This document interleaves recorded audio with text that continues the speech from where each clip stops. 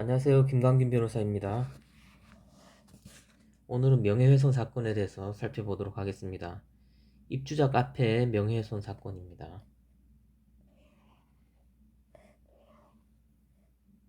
사실관계를 한번 보도록 하겠습니다. 피고인은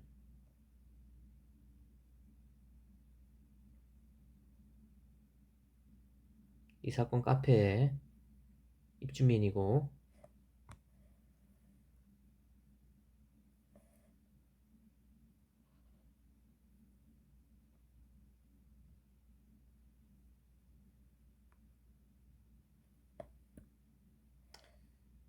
고소인은 아파트 입주자 대표회의 회장입니다.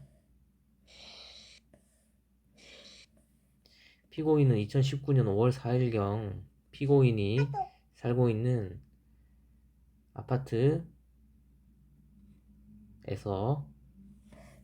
네이버 카페인 뭐뭐 사이트에서 당신들 변호사 자문비는 주민 동의 없이 600만원이나 관리비 각출하고 도대체 어찌 돌아가는 겁니까? 타 단지에 비해서 장기 수선 충당금은 더블로 의결하고 그들만의 리그 아파트 행사에 164만원 자금 들이고 불협화음이 심한 현 상황에 아파트 행사는 당분간 최소한 줄여야 하는디 속 터집니다 라는 글을 게시를 하였습니다. 그러나 사실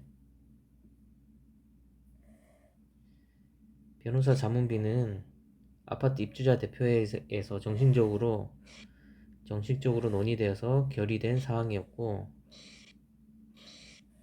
장기 수선 충당금을 다른 아파트에 비해서 2배로 늘린 적이 없으며 아파트용 행사에 천막 비용으로 88만원을 사용하였을 뿐입니다. 결과적으로 허위 사실을 유포한 것이 된 것이죠.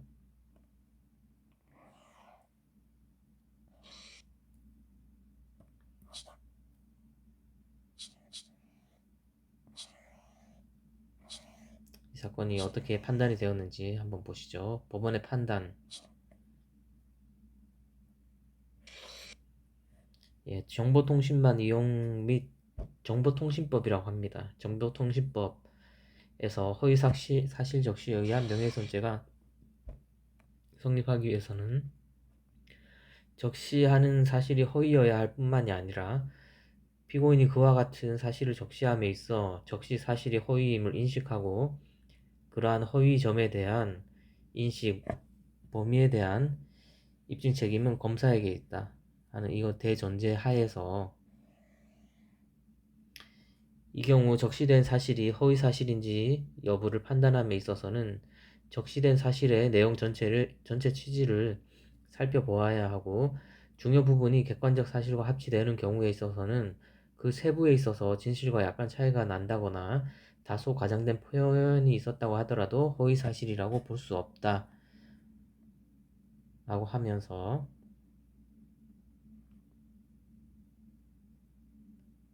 정보통신망법에서 규정한 사람을 비방할 목적은 가해 의사는 목적을 의미하는데 사람을 비방할 목적이 있는지는 당의 적시 사실의 내용과 성질, 당의 사실의 공표가 이루어진 상대방의 범위, 그 표현의 방법 등 그 표현 자체에 관한 여러 사정을 감안함과 동시에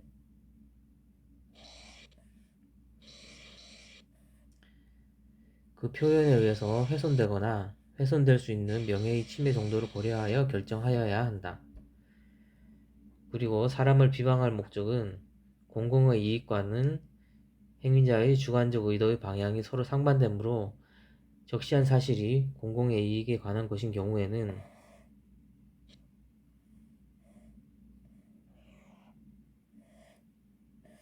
특별한 사정이 없는 한 비방의 목적을 인정할 수 없다.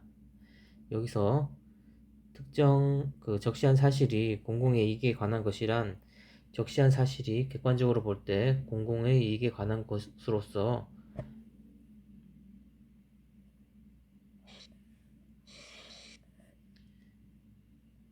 객관적으로는 공공의 이익에 관한 것이고 또 주관적으로 공공의 이익을 위하여 그 사실을 적시한 것이어야 하고, 이때 공공의 이익에는 널리 국가, 사회, 기타 일반 다수의 이익뿐만이 아니라 특정한 사회 집단이나 그 구성원 전체의 관심과 이익도 포함이 된다.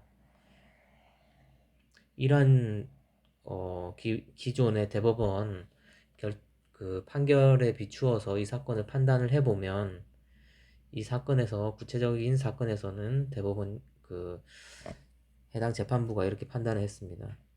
이 법리에 따라 이 사건에 의하여 인정되는 다음과 같은 사정들을 종합해보면, 검사가 제출한 증거들만으로는 이 사건 게시글이 허위의 사실이거나 피고인이 허위임을 인식하였다거나 피고인에게 고소인을 비방하였다고 보기에 부족하고 달리 인정할 증거가 없다 라고 해서 결국은 무죄가 선고가 된 사안입니다. 구체적으로 어떤 구체적인 사실관계를 통해서 이러한 판단을 했는지는 제 블로그에 자세히 내용이 나와 있습니다. 저희 블로그를 방문을 해서 해당 판례에서 인정했던 내용들을 잘 살펴보시면 될 것 같고요. 어쨌든 명예훼손의 경우에 공공의 이익에 관한 것이고 공공의 이익을 위한 것이다 라고 하는 경우에는 처벌되지 않는 경우가 있다 하는 것 정도로 이해를 하시면 될 것 같고요. 이 케이스가 있다고 해서 반드시 어, 이런 식의 게시글을 인터넷에 올리더라도 무죄가 된다 이렇게 단편적으로 생각할 수 있는 것은 아니고, 결론 자체는 케이스 바이 케이스이기 때문에 이 블로그에 나와 있는 내용을 참조해서 본인의 상황을 정확히 판단하시고 변호사를 선임하시기를 바랍니다.